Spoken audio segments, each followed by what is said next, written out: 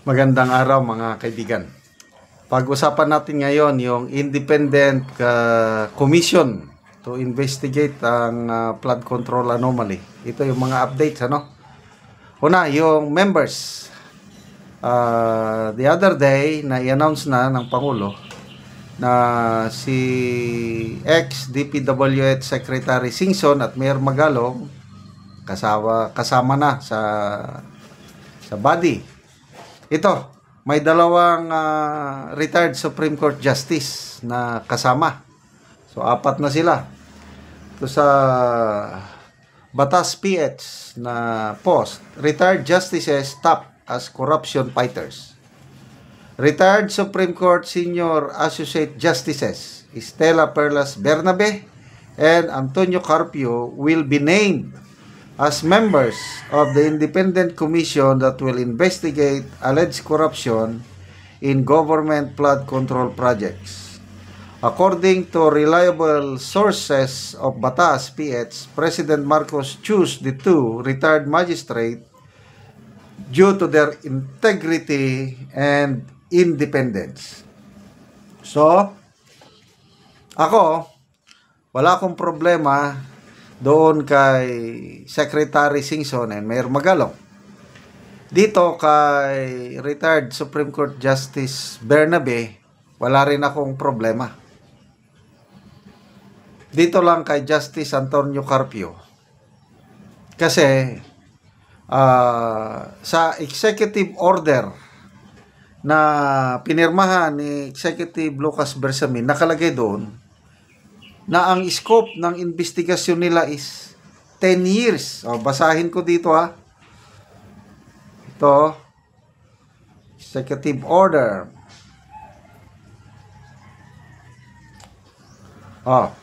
Post ng ABS-CBN. Ang isa sa sentro ng iimbestigahan ng komisyon na ito is kasama yung buong 6 years panunungkulan ni PRRD yung mga flood control projects iimbestigahan. The executive order formally creating a 3-member independent commission for infrastructure set to probe anomalies in its infrastructure projects.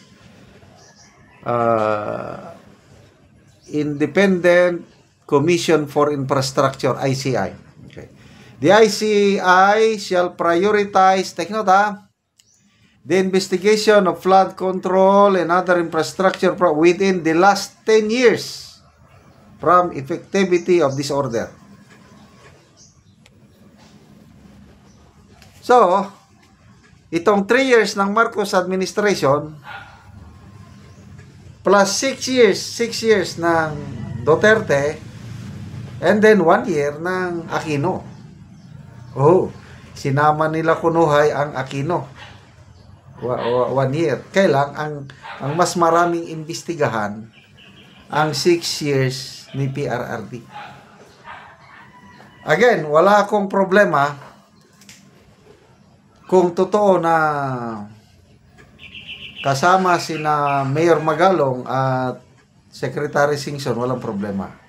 Itong Justice Bernabe, walang problema. Ang problema, para sa akin lang si Justice Antonio Carpio dahil he is a well-known anti-Duterte advocate.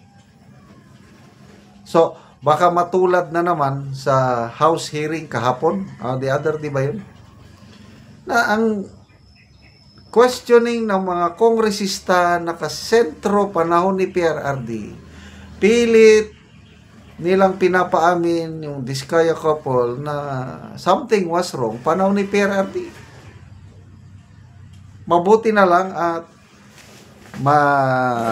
matibay yung mga sagot ni Curly Diskaya na walang anomalyang nangyari o nasaksihan niya panahon ng PRRD dahil nakakakuha siya ng flood control projects through bidding, yung patas na bidding. Tapos yung mga projects panahon ni PRRD puros nakasama lahat sa program funds. Ibig sabihin transparent dahil program na i-budget talaga. Kaya yung bidding niya transparent din. Kaya nung nanalo na ang Diskaya at hinihingan siya ng komisyon, hindi na siya nagbigay dahil nanalo siya fair and square na, no? So, ang sinasabi ng Diskaya, ito lang panahong ito, first 3 years ng Marcos administration, dahil unprogrammed yung mga flood control projects, ibig sabihin, walang klarong pundo, yun ang kaya dahil singit-singit. Kaya, nagkaroon ng gateway of, floodgate of corruption. Kaya, maraming palpak, maraming ghost project. So,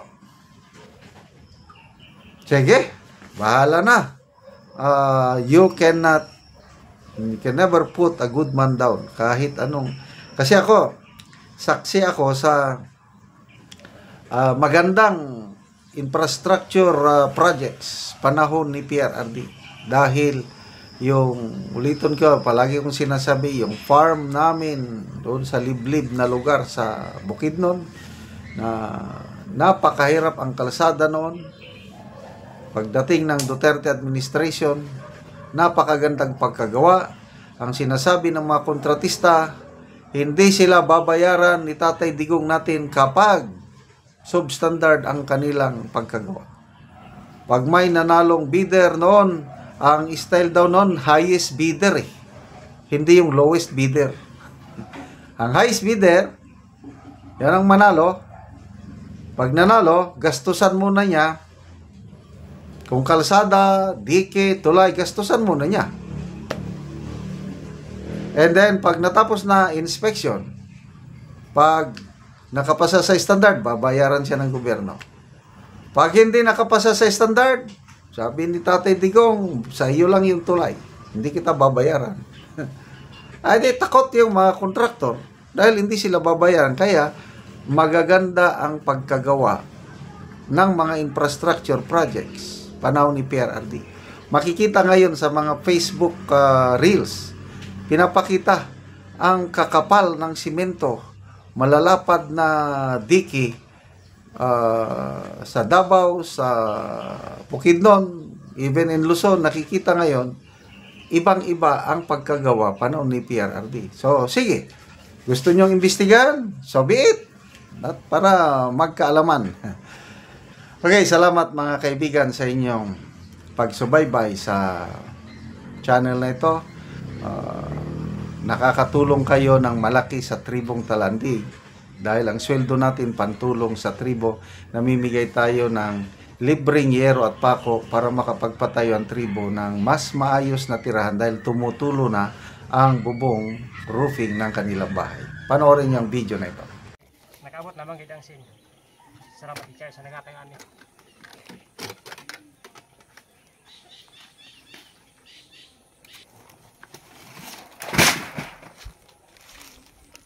Isa sim.